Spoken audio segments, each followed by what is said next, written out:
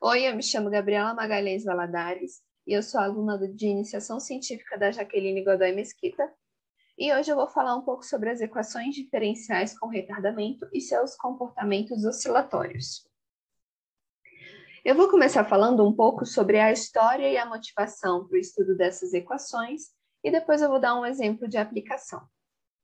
Bom, tudo começou com o Marquês de Condorcet, que ele foi uma das primeiras pessoas a ter contato com essas equações. Ele estava estudando outras coisas quando se deparou com as equações diferenciais. E ele começou a desenvolver técnicas para a resolução dessas equações. Depois, um pouco depois, nós temos Poisson, que ele também estava estudando outras coisas quando se deparou com essas equações. E ele teve uma contribuição muito importante nas técnicas de resolução dessas equações. Depois nós temos Vito Volterra, que ele começou a observar que essas equações elas seriam muito importantes para descrever certos fenômenos. Ele nota que o passado tem uma influência muito grande no comportamento da solução.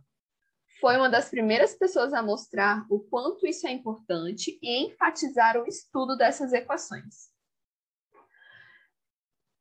Depois, nós temos Charles Picard. Charles Picard, ele foi uma pessoa que mostrou a dificuldade que é trabalhar com essas equações. E ele destaca a relevância de considerar as equações quando queremos entender melhor os seres vivos. Ele enfatizou muito o quão importante é considerar o tempo entre a causa e o efeito e a diferença que existe na solução quando isso é considerado.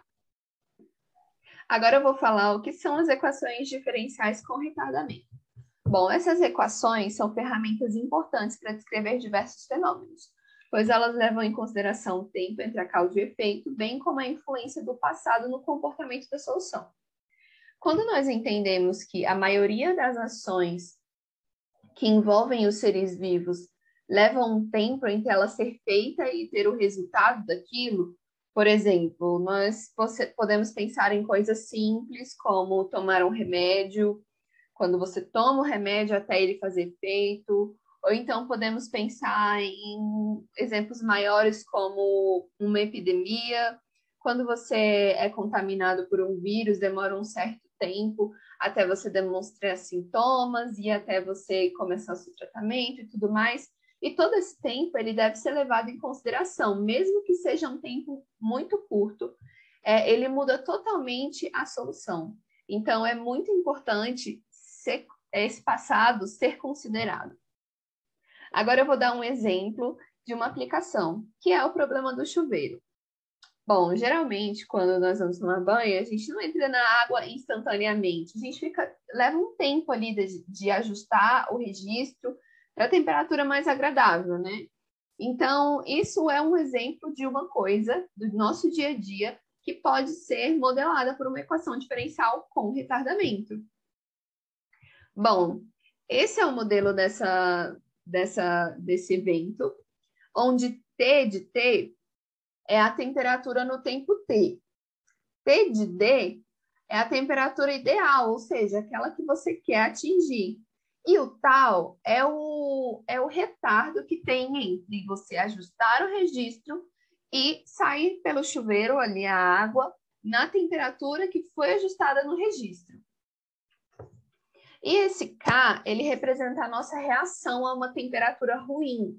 Ou seja, quando eu sinto a temperatura da água e ela está muito longe daquilo que eu estou esperando, a tendência é que eu gire o registro com mais velocidade, ou se ela está mais perto do meu desejo, gire com menor velocidade, né?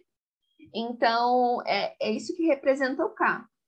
Quando nós temos um K muito grande, a tendência é que a solução dessa equação seja oscilatória, né? E quando nós temos um K pequeno, a tendência é que essa solução seja estabilizadora, certo? Então, esse é um exemplo bem legal do nosso dia a dia, que todo dia a gente faz e podemos usar as equações diferenciais com retardamento. Essa foi a minha referência e muito obrigada.